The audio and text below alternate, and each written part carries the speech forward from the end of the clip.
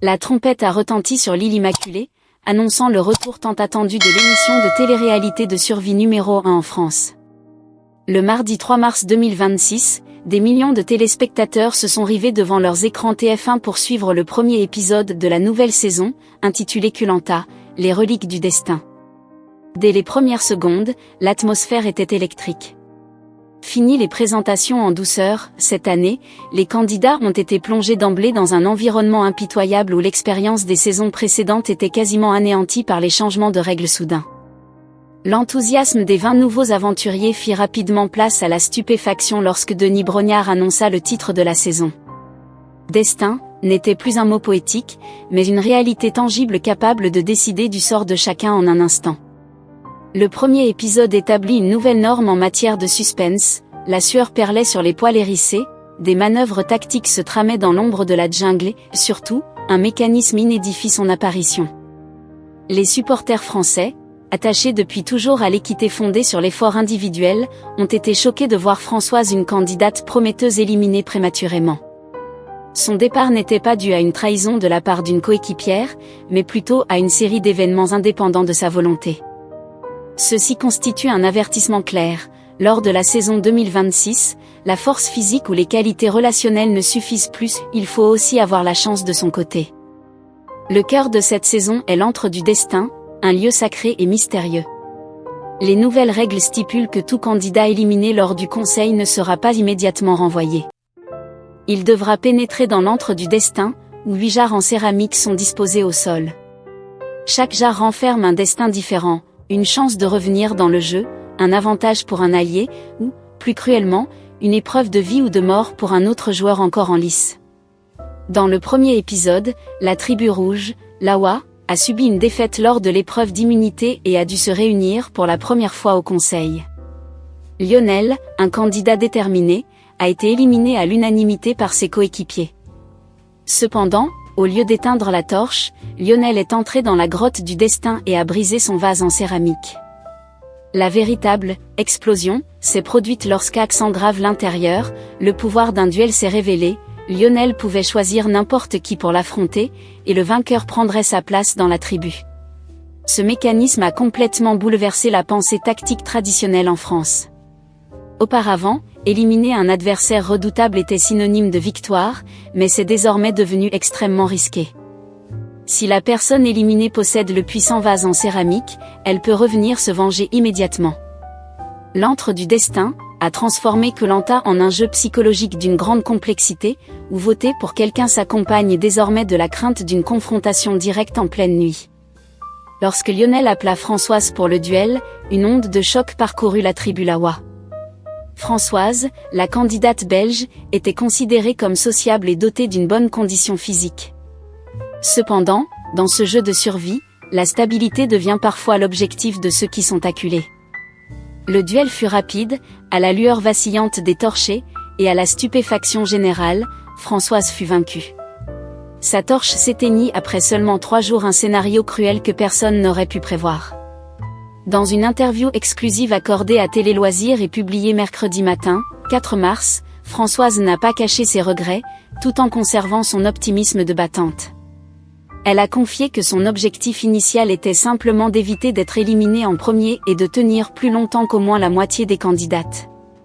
De fait, elle s'est très bien débrouillée lors de l'épreuve du « pilier », en tenant bon pendant 50 minutes, un temps considérable. C'est pourtant là qu'elle a réalisé sa plus grosse erreur stratégique.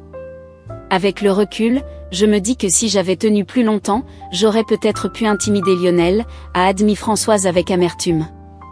Elle pensait qu'à ses yeux, 50 minutes ne suffisaient pas pour affirmer une domination écrasante. S'il avait tenu bon plus longtemps, il aurait peut-être choisi un adversaire plus faible pour s'assurer la victoire. C'est une leçon amère pour le public français. À Koh-Lanta 2026, on ne se mesure pas seulement à soi-même ou à son adversaire, il faut faire preuve de force pour contrarier le destin. Le départ de Françoise laisse un immense vide et une crainte palpable parmi ceux qui restent. Contrairement au départ regrettable de Françoise, Clarisse s'est imposée dès le premier épisode. Lors de l'épreuve du pilori, un test classique de patience et d'équilibre, Clarisse a fait preuve d'une détermination sans faille, tenant bon pendant 1 heure et 15 minutes.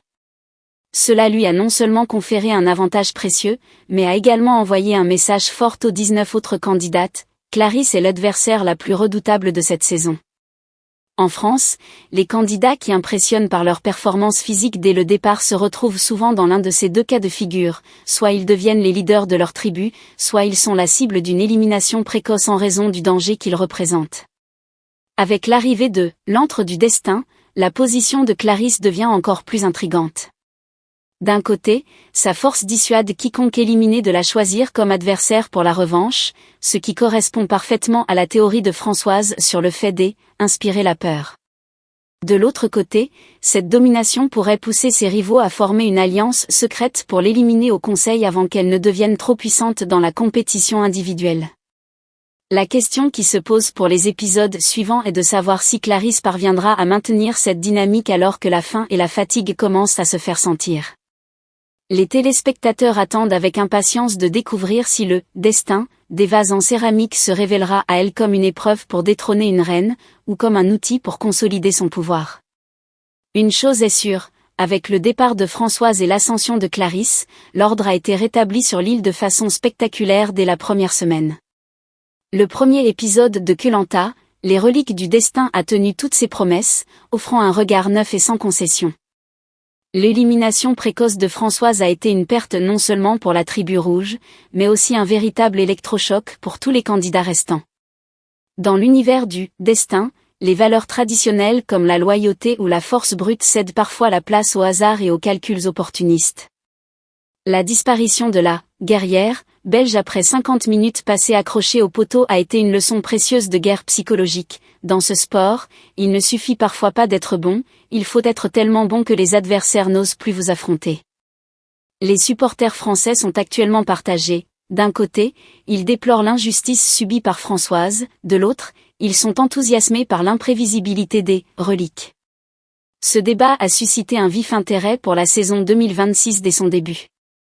Lionel saura-t-il profiter de son retour d'entre les morts pour prouver sa valeur, ou restera-t-il la cible de la tribu ? Et Clarisse, forte de sa puissance physique, parviendra-t-elle à se protéger des complots à venir ? L'avenir nous le dira. Une chose est sûre, avec le mécanisme « entre du destin », personne n'est à l'abri, et l'espoir demeure jusqu'à l'extinction de la dernière torche. Rendez-vous mardi prochain sur TF1 pour découvrir les prochaines surprises. Le premier épisode de Koh-Lanta, Les reliques du destin s'est achevé, mais ses répercussions resteront sans aucun doute gravées dans le cœur des téléspectateurs français pendant des semaines. L'élimination de Françoise n'était pas une simple formalité, elle a marqué le début d'une nouvelle ère pour l'émission, une ère où le contrôle humain n'est plus que relatif. À travers le prisme des médias français, un changement radical se dessine. Koh-Lanta n'est plus une compétition purement physique ni un jeu tactique méticuleusement orchestré, mais un drame où le hasard joue un rôle crucial.